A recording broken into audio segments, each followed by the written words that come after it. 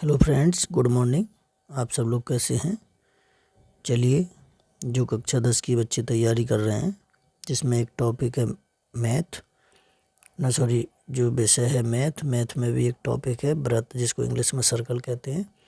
MDC first class हम पहले करवा चुके हैं और एमडीसी क्लास 2 है। तो क्वेश्चन नंबर 3 है, 2 क्वेश्चन उसमें करा चुके हैं। चलिए नोटबुक निकाल लें और नोट कर लें। हम आपके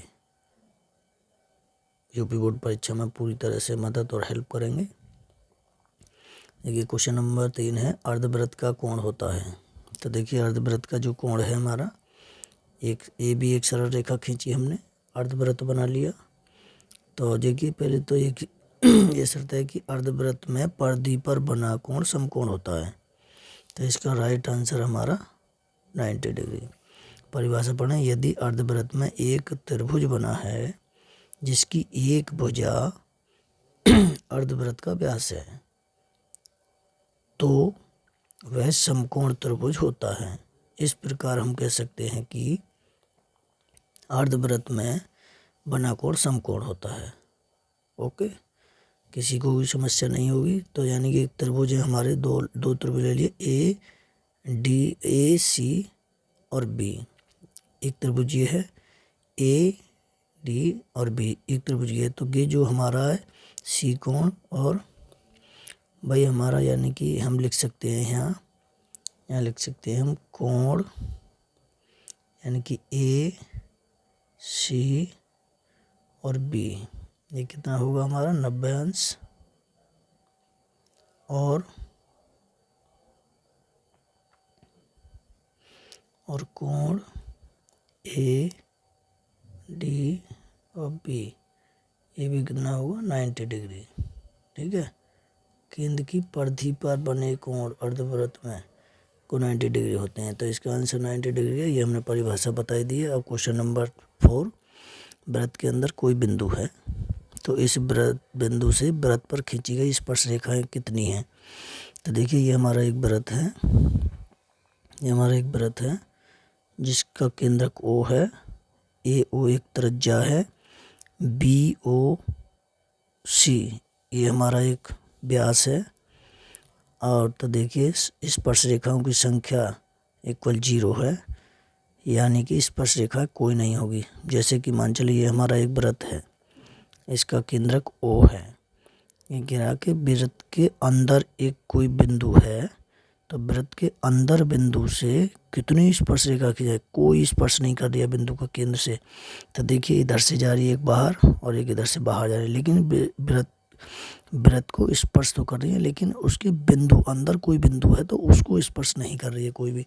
तो इसका राइट आंसर कोई नहीं होगा। अगर समझ में आया हो तो नोट करते जाएं साथ के साथ। अब देखिए हम एक चित्र से बताते हैं। ये हमारा एक वृत्त है जिसका केंद्रक O है।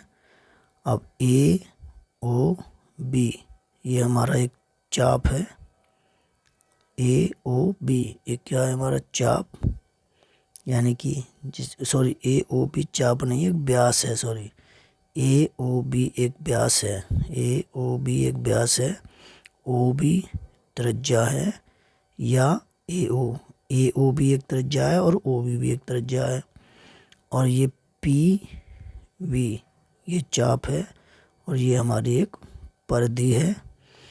और ये जितनी भी ये खिंच रही हैं ये सब केंद्र को ना छुएं, वो सब क्या है हमारी जीवा ऐसे भी हो सकती हैं और जीवा ऐसे भी हो सकती हैं, बस शर्त ये होनी चाहिए कि केंद्र को ना छुएं।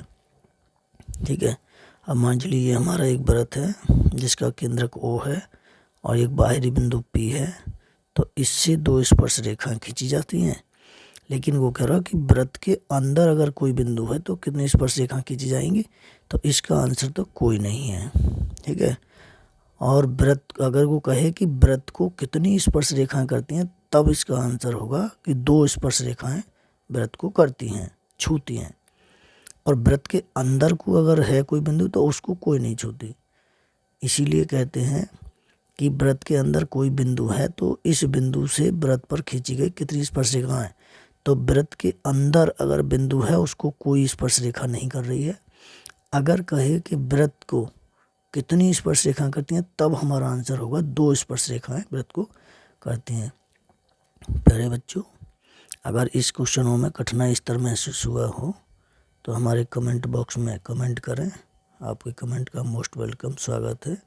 अपनी नोटबुक में नोट करते जाएं। MDC क्लास 2 है, हमारे साथ जुड़े रहिए और हम ऐसे ही क्लासें आपको देते रहेंगे बोर्ड परीक्षा तक।